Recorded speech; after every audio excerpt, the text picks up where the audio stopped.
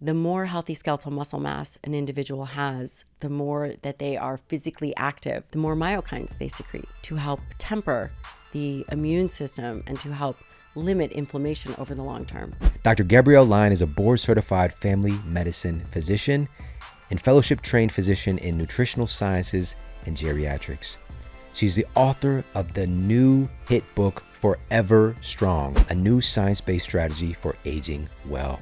Dr. Lyon completed a combined research and clinical fellowship in geriatrics and nutritional sciences at Washington University in my hometown of St. Louis, Missouri. Dr. Lyon is also a subject matter expert and educator in the practical application of protein types and levels for health, performance, aging, and disease prevention.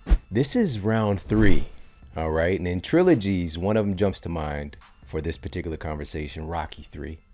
All right, this is when he fought Mr. T, aka Clubber Lang, and there was an interviewer asking him about the outcome. What's his prediction for the battle that was going to ensue? And he said, pain. So we're going to talk about pain today in relationship to our health, in relationship to muscle function. And let's start off by talking about this study you highlighted in your phenomenal new book, Forever Strong, looking at this question: what is more impactful negatively to our health, gaining fat or losing muscle? The answer might surprise you. The study that you're talking about is by a man named William Evans. He was actually on my podcast. I was so excited to have him on. And he started identifying the fact that we weren't directly measuring skeletal muscle. And just to paint the picture before we go into the study is just from a broad perspective, everybody has discussed how muscle strength is much more important than muscle mass. So we've now built this concept that muscle mass is really not important. But when you look at the literature, and this study looked at elderly men and it compared looking at a DEXA, which is what we commonly use, versus a way of tagging muscle through something called a D3 creatine. Basically, you simply take a pill, the deuterated creatine tags within your skeletal muscle, you pee, and you can measure the amount of skeletal muscle mass. What he found was the loss of skeletal muscle was much more impactful on overall morbidity and mortality than the gain of body fat. So the body fat was essentially irrelevant. But the loss of skeletal muscle was really dangerous for these older individuals. And that's for a number of reasons. That's so interesting because, again, in our culture, we're so tied to body fat being the major culprit in all of these poor health outcomes. But really, the loss of muscle trumps that. And you highlighted this in the study.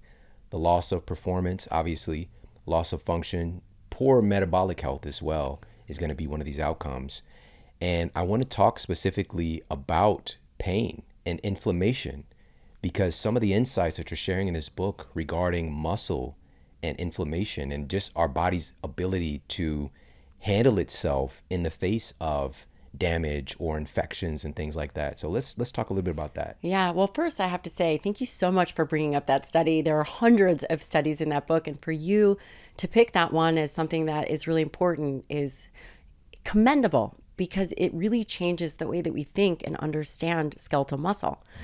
And what you said is also very insightful in this way that skeletal muscle has multiple impacts on the body.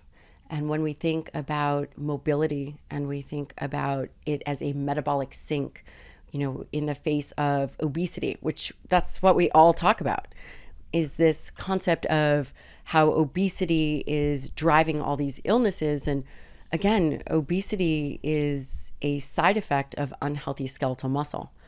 And again, we're going to begin to see that more and more.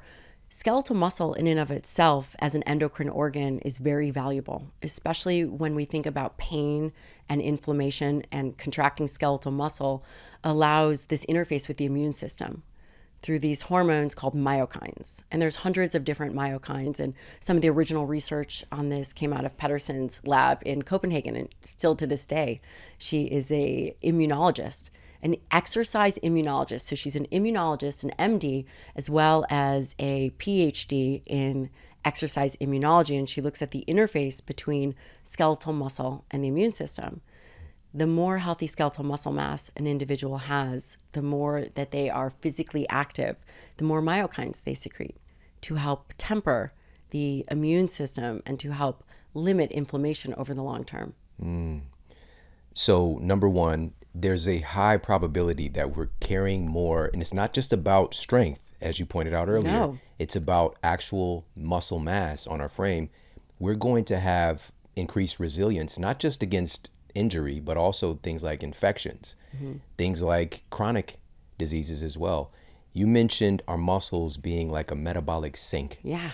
Let's talk a little bit more about that. So we've got myokines. What about the amino acids? Yeah. Skeletal muscle is, number one, it is absolutely your metabolic sink. And I think that we all appreciate that. We say, okay, well, I'm going to exercise so that I can eat more. And this is really a common way individuals think about it. But skeletal muscle, especially in the face of obesity, insulin resistance, it is the pinnacle, the pinnacle place to begin. So let's think, what does skeletal muscle do? Skeletal muscle is your site for glucose disposal, for the carbohydrates that you eat. Skeletal muscle is the site for glucose disposal, not just at rest, but when an individual exercises, it allows for glucose uptake of the muscle without insulin. You're leveraging your body's own capacity to move substrates or foods that you eat out of the bloodstream into skeletal muscle. What happens when an individual doesn't have a lot of muscle? Like these elderly studies that the loss of skeletal muscle becomes so detrimental. The question becomes, what are the outcomes? The outcomes that we're worried about, they are cardiovascular disease, they are cancer, they are Alzheimer's disease, they are immobility, this way of not being able to maintain your activities of daily living, all directly relate to the quality of skeletal muscle. And arguably, and people are going to push back on this statement, the amount of skeletal muscle mass you have. People will push back on this. And I just want to mention that it's because the research is young. These first group of studies coming out where they will begin to actually directly measure skeletal muscle will change the paradigm of how we begin to think about muscle mass as important. And just to circle back, it's your place for glycogen storage. The more healthy muscle mass you have, the more you have places to put glucose. When you lose that, blood glucose goes up. When you lose that, insulin levels go up. All of which in the long term become very detrimental. This is so powerful. There's so many pieces of this. Just the fact that we can absorb or draw that glucose out of our bloodstream into muscle without the activity of insulin, that should just change the game right there in and of itself. As you know, one of the big issues we're struggling with as a culture is insulin resistance, and muscle supersedes that in many ways.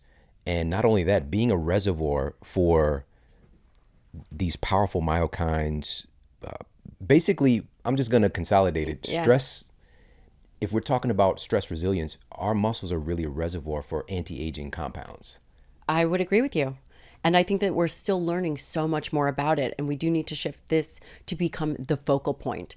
You mentioned something else that's really important, is that it's an amino acid reservoir.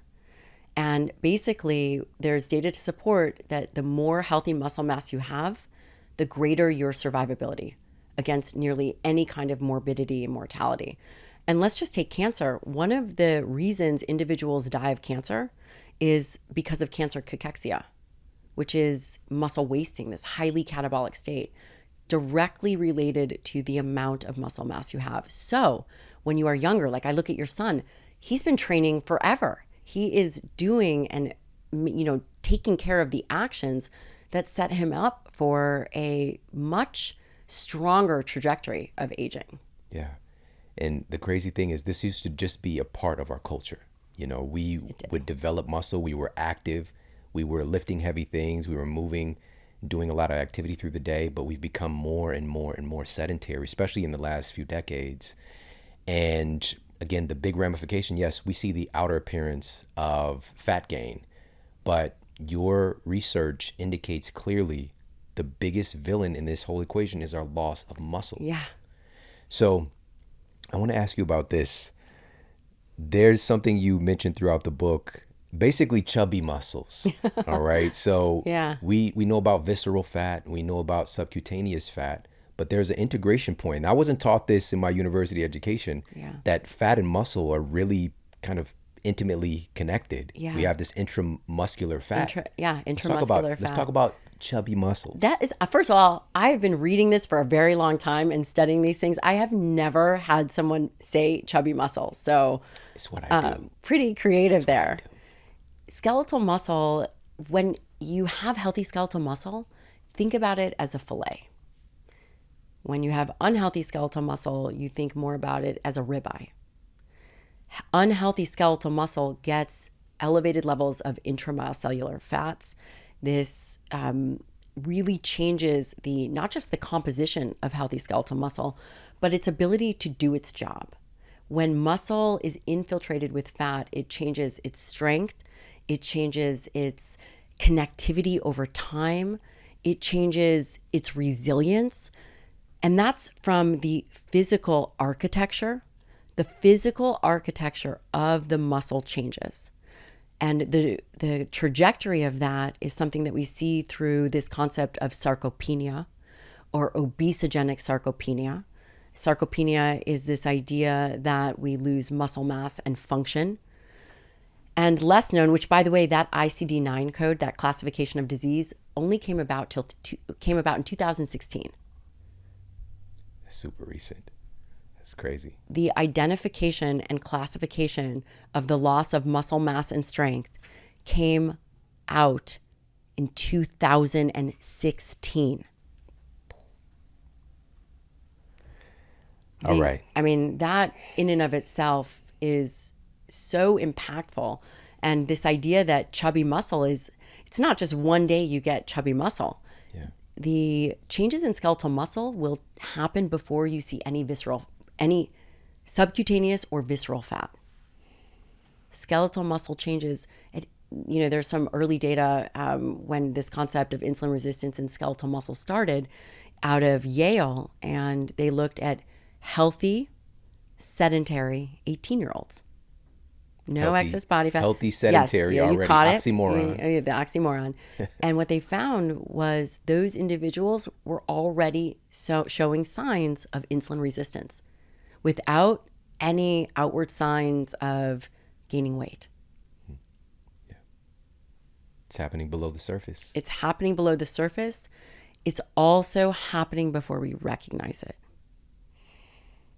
Let's point to one takeaway already from this conversation for today for everybody. And this simple act of post eating a meal, which I just had a friend that just got back from traveling in Europe, and one of the towns that she stayed in, basically, she said essentially like the whole town seems to get up and go for a walk together after dinner, right? So our muscles being a site of glucose disposal, but what is it that's triggering this? Where do we put this? Can we have pre-activity and absorb glucose? Post-activity? You talk about that in the book too. Let's talk about this. Yeah, I think that's a really great point because it's so easy. It's just such an easy takeaway. This idea that you get up and you go for a walk. Glucose disposal utilizes insulin at rest. And when you think about how you're going to move carbohydrates out of the blood into skeletal muscle, it does require insulin. There are transporters, GLUT4 transporters. When you get up and when you move, let's say you go for a 10-minute walk, you do not require insulin to move glucose out of the bloodstream into the cell. You are augmenting your body's ability to manage and regulate not just insulin, but blood glucose. So simple. So basically, just contracting our muscles. This doesn't even need to necessarily be a walk. It doesn't. So we could sit in our chair and maybe do you and I should do some more push-ups. Oh, we are doing it. He beat me last time. Listen, barely. You're about that life, So, there's something really special about this book, and it's really helping us to shift the paradigm and look at what's most important here.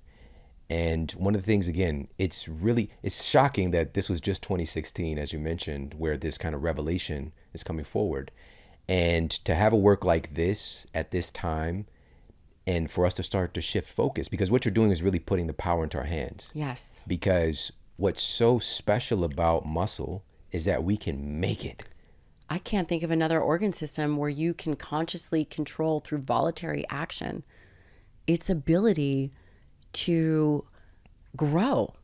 I mean, I cannot think about my liver growing and do something about it in a healthy way. I mean, maybe drinking, but right. But skeletal muscle is an organ system that we have direct control over through our actions and behaviors, and arguably the pinnacle of health and wellness. And it has been so overshadowed by this bro culture, by thinking about being jacked and tan and the guy in the tank, that it's really turned people away from saying, that's for me, that life is for me. The person I have to become to create these disciplines and do these actions to build this skeletal muscle, that's not for me. I'm not like a meathead. But it's that very tissue and that very organ system that is the focal point of all the issues that we're talking about. The CDC doesn't even list the loss of skeletal muscle or on, as a cause of death. It looks at heart disease, it looks at cancer, it looks at accidental falls, it looks at respiratory illnesses, kidney disease, diabetes. Alzheimer's, those are all related to the health of skeletal muscle as an underpinning. It's crazy. It's crazy. We're looking at the wrong thing. I want to ask you about this. And I was happy that you brought this up, but it can be a little bit unsettling, which is, and I know you're like, what the hell is he about to say?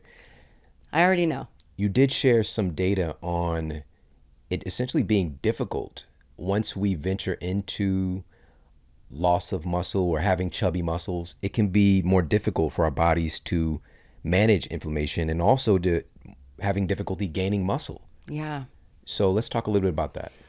Yeah, that was a really interesting area to go into, this idea of some of these mechanics of healthy skeletal muscle. We talk a lot, and I've talked to you about muscle protein synthesis, and that's really this incorporation of amino acids. It's this physiological biomarker of what we believe to be muscle health. When muscle is functioning in a healthy manner, it has the capacity to generate this muscle protein synthetic response. And again, it's this incorporation of amino acids, which is necessary for the accretion of skeletal muscle. That process can be blunted. Muscle protein synthesis, this process that is so critical to the health and well-being of our muscle, can be blunted a few ways. It can be blunted through aging and inactivity, this concept of anabolic resistance, where the efficiency of skeletal muscle decreases, because I didn't mention this before, but skeletal muscle is also a nutrient sensing organ, and it senses the quality of the diet. And one way skeletal muscle does that is through these amino acids, in particular the branched chain amino acids. That ability becomes blunted as we age in the way that we think about traditional aging now. Could it be overcome? It certainly can be. The other aspect is there is some evidence, and this was out of Bird's lab, there's some evidence to suggest that obese muscle can have a blunted response, and people are not going to like to hear that. Yeah. And there is evidence to suggest that unhealthy tissue becomes blunted, that its capacity to respond becomes a bit blunted. Now, that's not to say it's going to happen to everybody. And that certainly doesn't mean that you cannot reverse your health of skeletal muscle, which is what's so empowering. You can absolutely generate healthy skeletal muscle. And then there's one more thing that I think you're going to find really interesting. One day of lack of sleep, so sleep deprivation, can impact muscle protein synthesis. And I believe that data, I'm not sure if that data has come out yet. I was speaking to the Galveston group, and I believe it's around 30% of blunted muscle protein synthesis activity. Just one night. One night of sleep deprivation. Yeah. That's, again, speaking to how all of this stuff is so interconnected and so logical as well. And, you know, for years, even in my first book, I talked about the insulin resistance phenomenon happening very quickly on short sleep. But even at the time, I didn't understand the interconnection with muscle. I was thinking about it through the lens of the pancreas, our fat cells, and it really changed my life and my paradigm. And also, again, it just really is even more empowering as well, because this is something that even with our brain, of course, like we could do things to try to like grow our brain in a way, you know, but that takes time. You can start building muscle like proactively right now. There's so many things that you can do. And the moment that you choose a life, a muscle-centric life, just, you know, when we do our push-up challenge, we will get immediate benefits. We get immediate benefits. We release myokines. Myokines spread throughout the body, goes to the brain. It improves our mood. It improves our cognitive capacity. Also has physiological functions related to, again, glucose disposal. Just so many things that just choosing that physical activity, that movement, we were designed to be strong. So people that feel better after exercise are not just crazy and making it up. I mean, there's endorphins, but there's so much more that's happening. It's just amazing. Yeah. We get that tunnel vision with, you know, these feel good compounds, endorphins, but there's so much more. It's just like, and also it's more of like it's not necessarily just like a temporary thing. It starts to change your minimum. It kind of starts to raise the floor up a little bit. Yeah. And people are very concerned about HDL levels and triglycerides. Skeletal muscle and exercise has an impact on that. We know over time exercise improves HDL levels. Fatty acid oxidation, a large portion of that happens in skeletal muscle. Yet we're just talking about statins. Just give someone a statin. Well, I think that a better opportunity would be adjusting diet and lifestyle in a very impactful way. And I will say I've noticed there's a lot of division when it comes to exercise. People are very into their group, whether it's whatever their modality is. But at the end of the day, there really isn't a replacement, in my opinion, for resistance training for a reason, because we have to be able to exist within this space. God forbid something happens, you have to be able to pick up your kid. Carry one kid here, the other kid here. I mean, your kids are older, but you better get to work, you know, like chop. We live in an environment that is still very physical, regardless of how domesticated we are. And we have to be able to be strong and be capable. You know, people will always ask me, well, what kind of exercise do you do and do you recommend? And people will hear that some is better than none. I don't think that's the right advice. That's not the right advice. As a culture and as an asset to your family, you have to become strong. So the minimum amount of training you would do would be 3 days a week of resistance training. I mean, you got to get in there. You got to be able to do it. You need to be able to do some kind of high intensity interval and really output these things, because the question becomes, how do we want to age? And we train for life, and we also train for aging. You just mentioned a bit of a controversial topic, and you said statins. There's lots of controversial topics. Of course. Especially in this book. No, I'm kidding. But they are. I want to ask you about this. Yeah. And I wasn't planning on talking about this, but we'll put up a study for folks to see who's watching the YouTube version. But there's a really interesting analysis, and there are several other studies like this, but this particular one found about a 30% increased incidence of developing diabetes for folks that are taking a statin. What the hell? Like, again, this is looking at it through another lens for me now. Do you know what might be going on there? Well, I haven't seen the study, but I am guessing it's the impact on skeletal muscle. And that's not is that what the study, did they identify that as? No, of course not. That was just the outcome. Oh, interesting. They're not looking at muscle like you are. Yeah, that's so interesting. And it's not to say that statins are bad for everybody, but it certainly shouldn't be put in the water. Yeah. We've talked about this before. It really came to the market as a secondary prevention method for people who've already had a cardiovascular event, but then it's kind of been given to everybody. You might have some different biomarkers, and also that floor and ceiling has been changed quite a bit recently to get more people on it.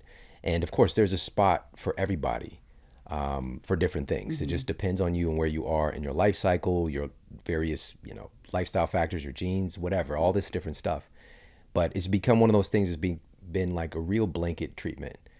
And so what's happening at its core, even in this conversation with cholesterol and these different compounds being moved and shipped throughout the body, and the interplay between our muscle and our fat and these compounds that are needed to build things like our sex hormones, by the way, if we're talking about cholesterol, like what is that really impacting? This probably impacting your muscle.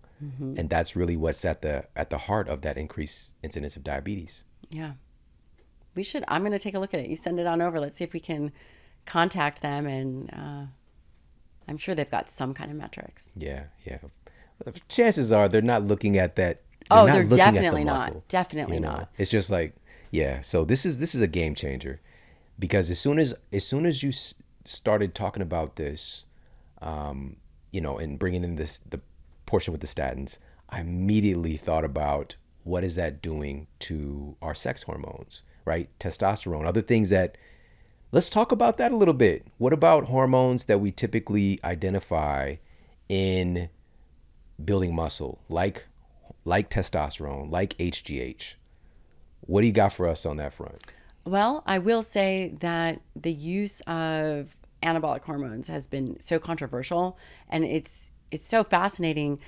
I'm going to just lay this out for you. I'm going to blow your mind one more time. A patient could come to me, and I could easily, depending if they meet a criteria, prescribe them anti-obesity medication. No problem.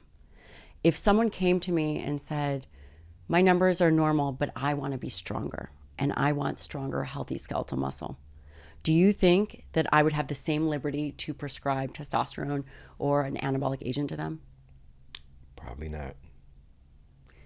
So it is much more common and accepted to be able to treat obesity rather than, for example, testosterone is not FDA approved for women yet. And there are so many restrictions on anabolics. And listen, I'm not saying everyone should go and be on anabolic steroids, but I think it gets a really bad rap. And I think our perception and the way that we are having this conversation is incorrect. This idea that it's completely okay to treat obesity and it's not under massive scrutiny. But the second a physician would go to bat and say, well, why can't we use other anabolic steroids to improve the health of skeletal muscle for sarcopenia, for a under-muscled 40-year-old? You write that script and you're in trouble. That is mind-blowing.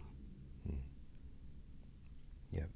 Hopefully I've explained that significance that's really powerful. That there is serious legal ramifications. Yeah. Especially with the just absolute immersion into our culture so quickly with these anti-obesity and related anti-diabetic medications, Ozempic, Wegovy, and the like. And not just even the fact that they're being normalized so quickly, but really trying to get it integrated as like standard of care, even in childhood obesity. And again, we're missing the point. Yeah. And also looking at, are we really addressing the root cause? No. And it is shocking in that way. And I've actually spoken to many lawyers, and I have one, he's an anabolic steroid lawyer, and we have gone back and forth about this in this way that, shout out to Rick Collins, who's amazing, definitely be an incredible guest, so knowledgeable, in this way that, yes, we can normalize the treatment of obesity, and we can do that through medication, okay, but we cannot normalize, there is a real role for hormone replacement. And there is a real role for the potential use of anabolics, especially as it relates to skeletal muscle. And it's heavily restricted. It's more restricted than any kind of anti-obesity medication. And then the question becomes why? Why? Because it was used in sport. And somehow that translates over, which it doesn't. We're so weird. Humans are so weird, because again, it is that cheating aspect, right? That's what we're looking through that lens, Even hearing about HGH, we start to conjure up ideas, Jason Giambi, Barry Bonds, Marion Jones, all these folks who were looking for a competitive edge. What about a life edge? Potentially, just for everyday folks in aging more healthfully and finding a way to extend not just our lifespan, but our health span. Which is what is much more critical. Yeah. So having that on the table is one thing. Absolutely. And I'm glad we can crack that conversation open a little bit. But let's talk about for all of us right now and the connection between our muscle and, all of us produce testosterone and human growth hormone and the like. Of course, we see that decline as time goes on, but one of those things noted in the data is how much sleep deprivation, even on young men. Mm-hmm. One of these studies, they just sleep deprived them for like a little under a week, and their testosterone dropped as if they were suddenly like 20 years older or 30 years older just by that sleep deprivation. And what happens as a culture when our young people are not getting enough sleep because of all the technology and, I'll sleep when I'm dead and they're trying to make stuff happen. Let's talk about the connection. What is the real connection between the testosterone that we produce and muscle? Yeah, I think it's a pretty complicated interplay, but one of the things that we do know certainly is that testosterone is an anabolic stimulus for skeletal muscle. And again, testosterone levels have the potential to decline. Do they always? Is there always this cause of what we call andropause, which would be just not a real term, but this idea of andropause, which is a decrease in testosterone as men get older? Does that have to happen? I would say that it doesn't. My dad's 74. I checked his testosterone, did a full blood panel on him, and he's close to 800. Wow. 74 years old. Yeah. 800. That's just goes to show you that it doesn't have to change. And exercise can improve testosterone levels. It does improve body composition. We know that testosterone obviously improves body composition. It's also protective against heart disease. The Traverse trial came out. I don't know if you saw that, and that was Mohit Khera at Baylor. There has been a lot of stigma around the use of testosterone and skeletal muscle for, again, these sport performance purposes, so much so that we have not changed our way of thinking about it. For the longest time, individuals will say, well, testosterone replacement therapy is not ideal because it's going to cause heart disease, or testosterone replacement therapy is not ideal because it's going to cause prostate cancer. Those have all now been challenged. And we see individuals with prostate cancer on testosterone replacement therapy. We see individuals with cardiovascular disease on testosterone as a protective mechanism. And why and where is testosterone in and of itself protective at a reasonable dose? But the next layer of questioning is, what is its primary target organ group? And I would say with 40% of the body being skeletal muscle, it's likely skeletal muscle and the improvement in the health of skeletal muscle. This is very inspiring because even hearing about your dad, for example, and, but again, we have these, like a lot of social stigma and beliefs about what aging is supposed to look like. We are immersed in a culture where aging has become something very different. But there are places all over the world right now where people are aging differently. And we have the opportunity to really tap into this at an entirely different level. And right now I'm conjuring up ideas about like ancient Greece and Rome and all this different stuff, and where it was a really valued or prized physical culture, and into advanced age as well. We have to get back there. Mm-hmm. If I have something to do with it, we will. And even children There is this idea that children shouldn't be exercising or even lifting weights. That does not hold water. Who made that up? They said that it affects growth plates, and there's all kinds of information out there. And we're not saying go do a max deadlift or bench or whatever it is, but to be able to move against resistance is perfectly acceptable at any age. All right, so we've got the expert here. So, and my son plays AAU basketball. We've got teammates and other, parents and stuff that we talk to in different teams. And sometimes when we talk about my son training with his older brother, like we just did a workout together, all of us, this past weekend. I'll take you through our workout if that's amazing. Cool. All right, so we did some core work. So I had everybody do a variety of different planks. My son's a trainer too, so I'm just like trying to, compliment him, let him put his input in as well.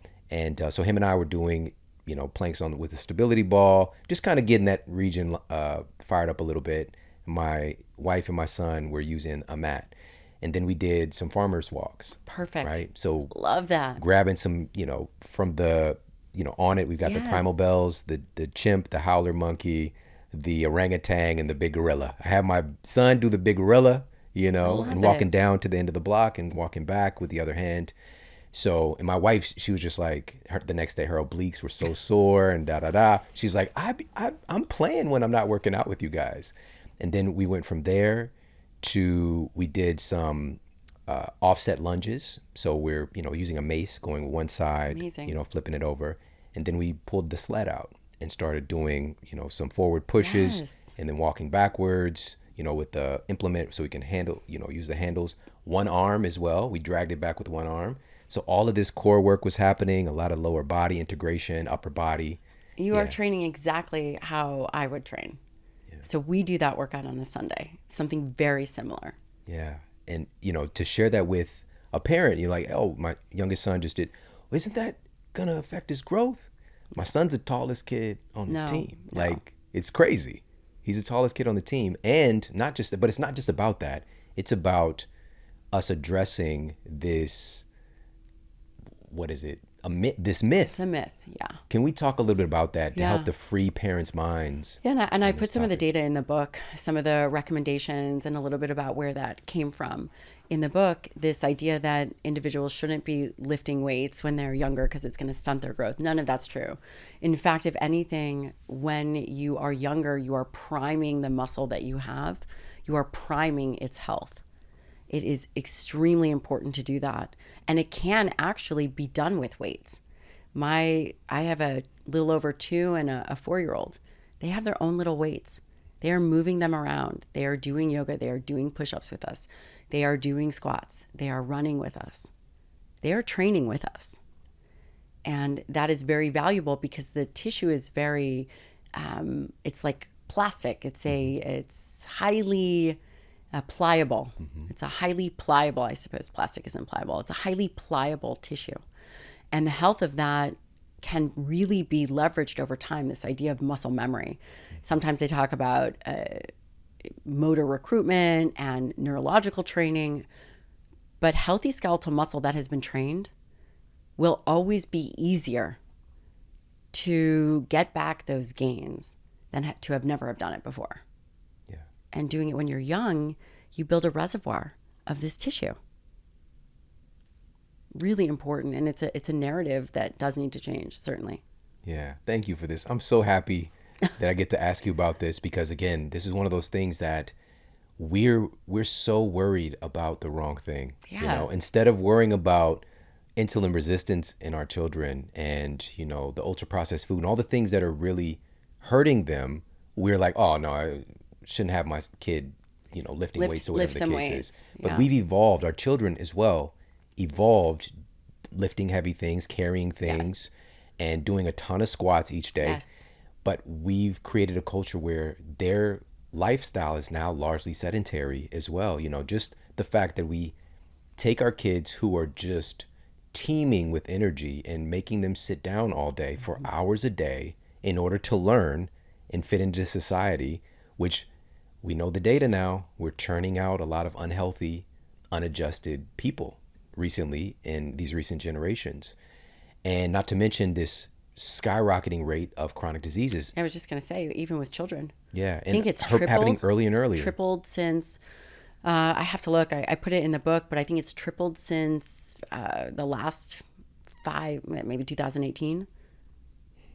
This is insane. It's in our children.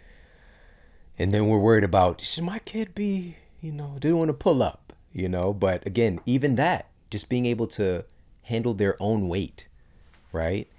And I love the implementation. And I'm not having my youngest son do things that are like, again, a max deadlift or anything like that.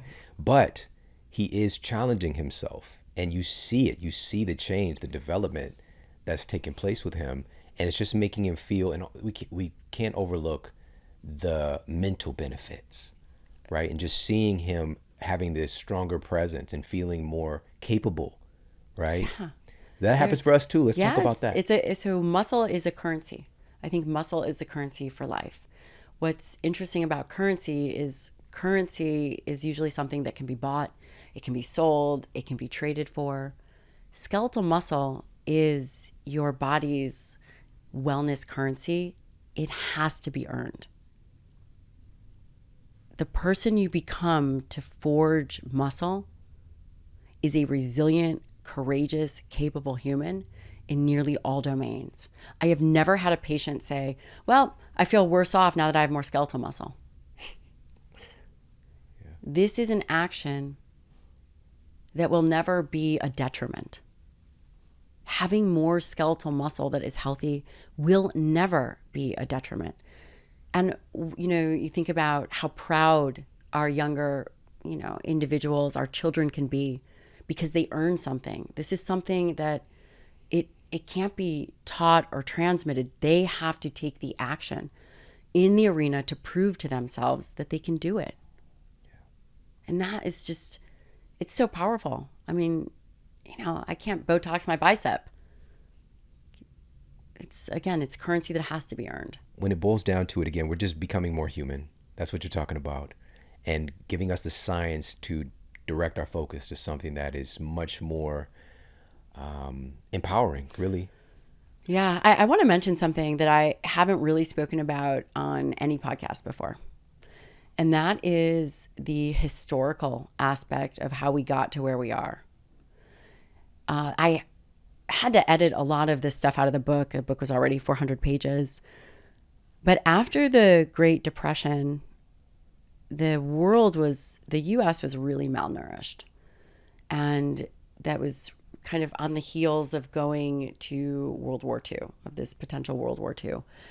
And when they started to draft individuals, the first million soldiers, potential soldiers, 38% of those were unfit for war.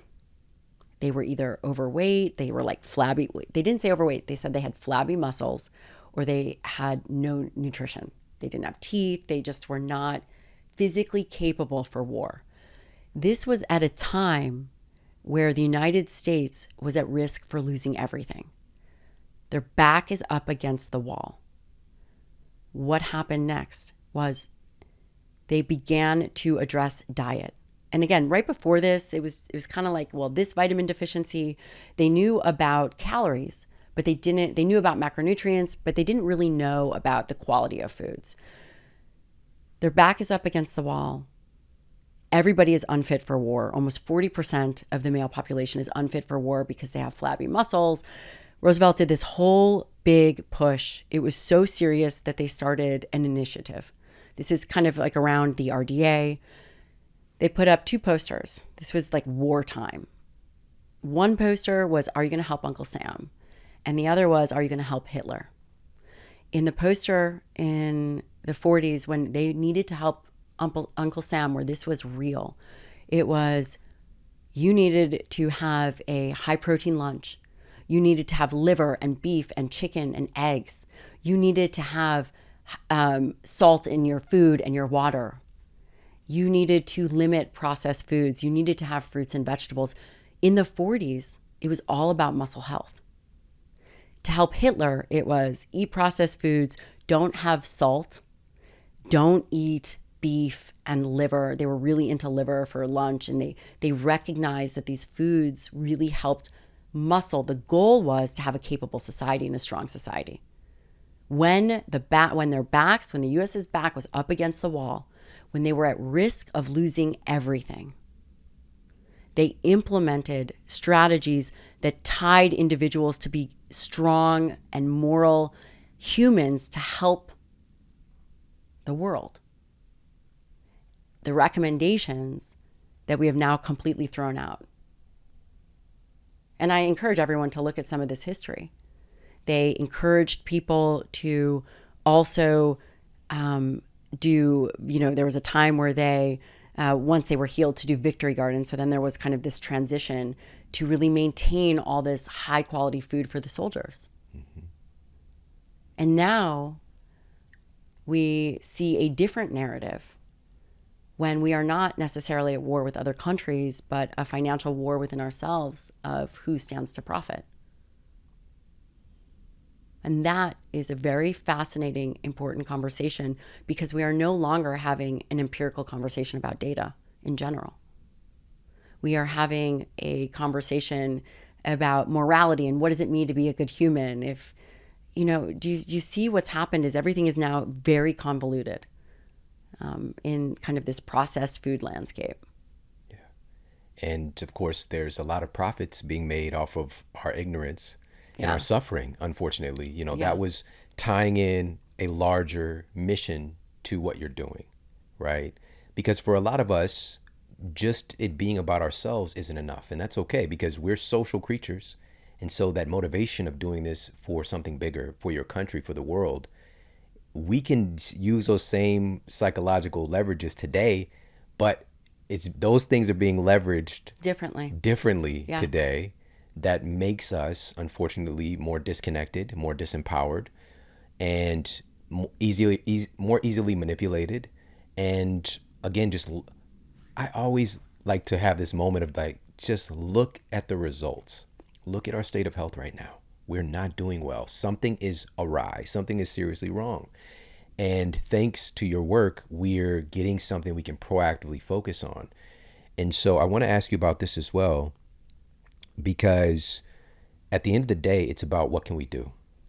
So let's talk about what we can do specifically to, number one, let's talk about the outcome that we're seeing. What can we do to prevent muscle loss? Yeah. Let's just lay it out here. What are some of the steps that we can take? Here's the great news is so easy. It is so easy to prevent muscle loss and to optimize body composition. And that's ultimately why I wrote this book, because there is so much noise and so much confusion in this space that if I can provide this information and change the way we think and give you actionable steps, then you can change everything about your health and wellness. 2 very simple ways to optimize muscle mass. Number 1, nail your dietary protein. Everybody knows this. The RDA, recommended dietary allowance, is 0.37 grams per pound of body weight. That means if you're a 115-pound female, the recommended amount of protein is 45 grams a day. That's the minimum to prevent deficiencies. Double that, shoot for 1 gram per pound ideal body weight. You need protein to protect skeletal muscle. And in fact, what's fascinating is you do need both. And I'm going to lay this out because I know that you really like data and your group really loves research. We do not age in a linear way. We age through a series of catabolic crises. What does that mean? A catabolic crisis would be a moment in time where you get sick or have to go on bed rest. In those first 5 to 7 days, an individual can lose 2 pounds of muscle mass, whether they are 40 or whether they are 70. There's only 2 ways to protect that tissue, and that's through amino acids, dietary protein, and some kind of movement, which typically is not, if you're on bed rest, you're obviously not moving. That is an extreme case. The idea that if you have enough dietary protein and you are moving around and not on bed rest, you still have a capacity to protect skeletal muscle. Baseline recommendations, and I put 3 tracks in the book. I put a longevity, weight loss, and hypertrophy, for muscle health, muscle building. 1 gram per pound ideal body weight, 0.7 to 1 gram per pound ideal body weight. baseline and the protein hierarchy to protect skeletal muscle tissue. Really important. The next most important piece is exercise. Doing some kind of resistance training. Again, if you're just looking to maintain, it doesn't have to be anything crazy. These are two baseline strategies that anybody can do. And then you go a level deeper, and that's a way in which you distribute your meals. That first and that last meal prioritized for dietary protein are the two most important meals. That first meal, after you're coming out of an overnight fast, your body is catabolic. Your muscle is primed. And actually, all the data is done on that first meal. All the data, to my knowledge, in the literature is done on that first meal of the day as it relates to muscle health and muscle protein synthesis, all these mechanisms that we think about over the long term. And then that middle meal, if you are looking for longevity, it doesn't necessarily need to have a metabolic goal. It doesn't have to have a 30 to 50 grams of dietary protein in that middle meal. Again, if you are just looking to maintain your body composition or even improve it, then that last meal after the day is out and you are going into an overnight fast is the second most critical meal. Hit 30 to 50 grams, I would say closer to 40 to 50 grams of high quality protein that first and last meal of the day. Everybody can do that. You'll protect tissue. The work that you're doing is making so much of the data make sense. When we see great results, there was a study done by some researchers at St. Louis University, my hometown, and they were looking at the impact of that first meal, whether it was an egg, protein, fat breakfast or a bagel. And they did put people on a calorie restricted protocol for a little bit, but by the way, the calories were the same. Yeah. Right? Macronutrients through the day are the same, but the makeup of that first meal being protein, now I really understand why it had made such a difference. There was like a 60% greater reduction in body mass index, almost a 20% reduction in body fat in the egg group versus the bagel group. And what it really is doing is it's targeting the muscles. Yes. That's what's making the difference. So we worked on some of those early studies when I was in my undergraduate. We worked on some of those. St. Louis, by the way. Well, no, so I do my fellowship at WashU. WashU, yeah. But when I was at the University of Illinois, my mentor. Next door. Yes. My mentor was the guy that really put together this idea. So they originally did this work in rodent models. They knew that muscle protein synthesis was happening, but they didn't totally know why and what amino acid. And he put the work behind this idea that leucine, this high protein meal that you're talking about, actually stimulated the tissues. And then groups started doing it in human models. And we saw exactly that you could be isocaloric, exactly what you're saying. The 2 calorie counts are the same. And all you have to do is adjust the macronutrients. And primarily even adjust the macronutrients at breakfast. And you do see improvements in body composition, meaning you see less loss of lean muscle. And well, it's actually lean mass. Lean mass and skeletal muscle are different. Everybody talks about lean mass, but lean mass and skeletal muscle, they're two separate things. But obviously using DEXA, skeletal muscle mass is extrapolated, and it just is looking at the lean mass. So lean mass is maintained. Blood sugar is improved. Blood pressure decreases. And I'll circle back to that. Triglycerides lower. All again by just adjusting not the calories, but the macronutrients. I'm going to mention this because a listener might find this interesting, is that we talk about protein as this generic thing. But protein in and of itself is made up of these 20 different amino acids, all with unique biological roles that all do different things. The concept of protein as a macronutrient, as a generic macronutrient, I think is old school way of thinking. My prediction is that in the future, we are going to look at each of those amino acids as individual nutrients.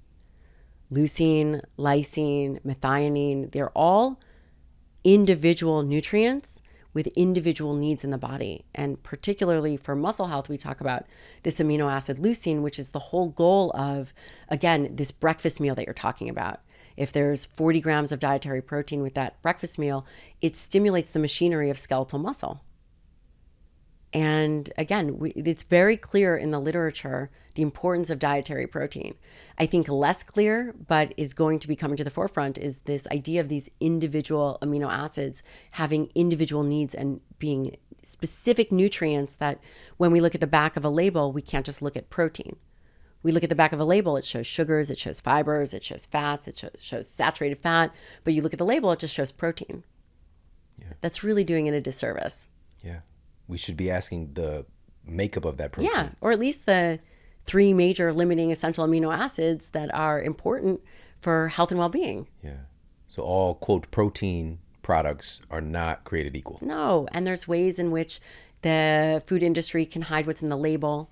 There's many ways to have a more robust amount of protein by adding urea or a nitrogen compound that changes the what is in the food per se that comes out in the label.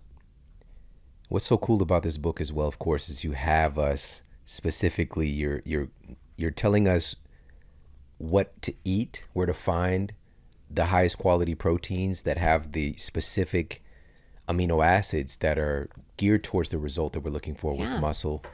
And is there anything else about this phenomenal book that you want people to know? Yeah, I think that there's a lot of history in this book, which is important because if we don't know where we came from, we don't know where we're going. And that is really important to understand. This book is very unique from the historical perspective. It also, I've been seeing patients for a very long time, since 2006. And the other component to this book, number one, it is very evidence-based. But number two, it has a mental framework model that I haven't seen in other books of this nature. This book is a paradigm-shifting book. It's a game-changing book, but it's very applicable to the general population. What it also does is it tells you how to think about things.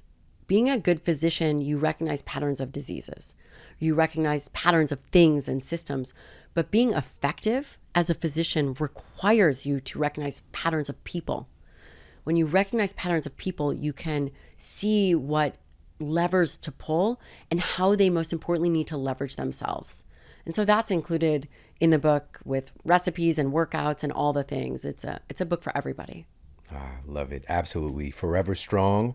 Where can people pick up a copy? And also where can they just dive more into your universe? Yeah. My website, drgabriellelyon.com. They can also get it on Amazon. You can find me on my podcast, The Dr. Gabrielle Lyon Show. And let's see, I have a great newsletter, which has evidence-based studies. Many of the studies from the book have been in the newsletter and will be in the newsletter. A YouTube channel, you name it, I'm there.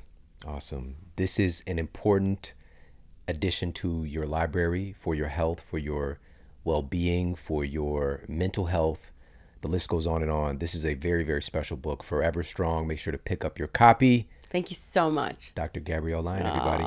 Thank you. Hey, if you like this video, make sure to check out this video right here. We see situations where people will actually have pain when there's no tissue damage, but they believe there's the potential for it. And when you can make people believe there's the potential for tissue damage, you can create pain